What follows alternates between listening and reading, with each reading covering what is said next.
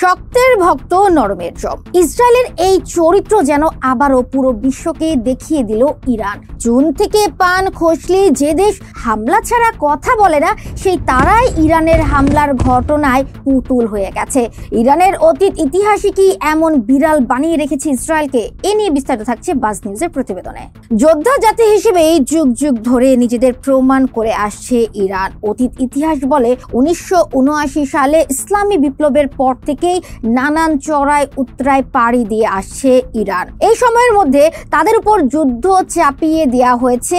ইরাকের সাথে যুদ্ধে ইরানের নিয়ে একটা কৌশল ব্যাপক আলোচনার জন্ম দিয়েছিল। যুক্তরাষ্ট্রের ইন্ধনে টানা 8 বছর ধরে চলা যুদ্ধের নিয়ন্ত্রণ নিতে কয়েক লাখ যোদ্ধাকে ইরাকের ভেতর প্রবেশ করেছিল ইরান। পরাজয় এড়াতে তাড়াহুড়ো করে যুদ্ধ বিরতি করেছিল যুক্তরাষ্ট্র ও তার মিত্ররা। সেই ভয় এখনো কাটেনি যুক্তরাষ্ট্র সহ পশ্চিমাদের। সরাসরি হামলার পরেও ইসরায়েলকে থামিয়ে রাখা কিন্তু সেদিকেই ইঙ্গিত দিচ্ছে। দেখছেন বাজ নিউজ। ধন্যবাদ।